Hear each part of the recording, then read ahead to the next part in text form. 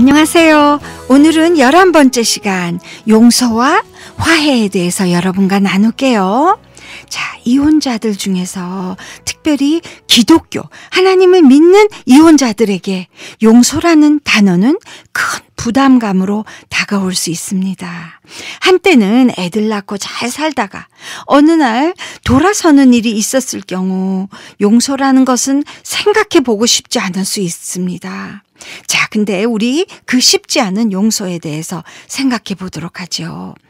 용서란 자신이 겪은 피해를 인정하면서 그거를 갚으려 하지 않고 상대방에게 자비와 긍휼, 동정심을 베풀기로 하면서 이때 마음만이 아니라 행동이 동반돼야 하는 복합적인 반응이라고 정의합니다.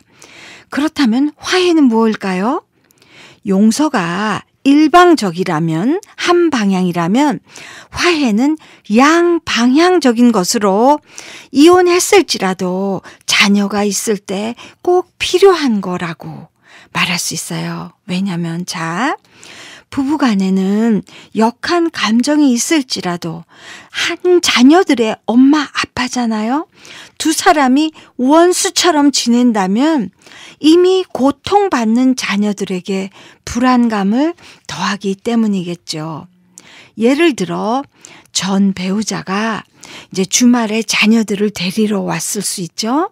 그러면 화해한 경우는 이제 문 밖에 나가서 좋은 시간 보내고 오라고 이렇게 웃는 얼굴로 보내는 것이겠고, 아닌 경우는 방으로 들어가서 숨는 거죠. 그래서 다들 떠날 때까지 나오지 않는 것인데, 집을 떠나든 자녀들의 심정을 생각한다면 그들의 마음은 천지 차이일 것이지요. 자, 용서의 방법을 제시하자면 편지를 쓴다거나 작은 메모나 이메일 등의 과정을 거친 후 그 다음 잊고자 하는 것이겠죠. 이렇게 했을 때의 이점은 원망과 분노에서 벗어날 수 있으며 자신의 구속으로부터 해방이 가능해지는 것입니다. 제가 어느 책에서 봤는데 어떤 의사분이 쓰신 건데, 만약에 이 세상 사람들이 다 용서를 한다면 60%의 병원이 문을 닫아야 할 거라고 그렇게 쓴 내용을 봤습니다. 그만큼 용서 못하는 이 마음이 병을 불러올 수 있다는 거겠죠. 자, 용서는 했지만 난 결코 잊을 수 없어 한다면 그거는 용서한 것이 아니고, 진정한 용서란 상대방의 잘못에 대한 기억을 아주 제거해 버리는 것이라고 합니다. 예를 든다면 이제 보증을 섰다가 물질에 큰 피해를 보게 돼요. 그러니까 뭐 집이 날아갔다든지 그랬을 경우 어린 자녀들과 함께 집을 나와야 했다면, 그래서 어린 자식들과 함께 정말 힘든 삶을 살아야 했다면 용서가 결코 쉽지 않을 것입니다. 하지만 잊을 거라고 생각을 굳힌 후 가해자에 대한 미워하는 마음을 없애면서 계약서 같은 것을 찢어버리는 행위를 한다면 그것이 진정한 용서라고 말할 수 있는 거래지요.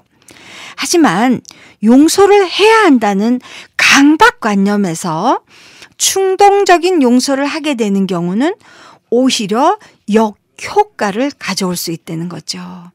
그러니까 하나님께서 서로의 마음과 용서의 환경을 만들어 주실 때를 기도하며 기다리는 것이 바람직하다는 거죠. 자, 우리 성경에 가장 깊은 감명을 주는 구절을 나누면서 성경 인물인 요셉에 대해서 나눠볼게요. 요셉은 어린 나이에 형들에게 팔려 애굽으로 와서 종살이를 해야 했고 모함을 받아 감옥에까지 들어가게 되죠. 시간이 갈수록 인생이 풀리기는커녕 어려움이 더해가는 고통의 시간을 보내게 됩니다. 하나님께서 오랜 기다림을 보상하셔서 마침내 형들이 찾아올 수밖에 없는 환경이 만들어졌을 때 몸둘 바를 모르는 형들 앞에 근심하지 마소서.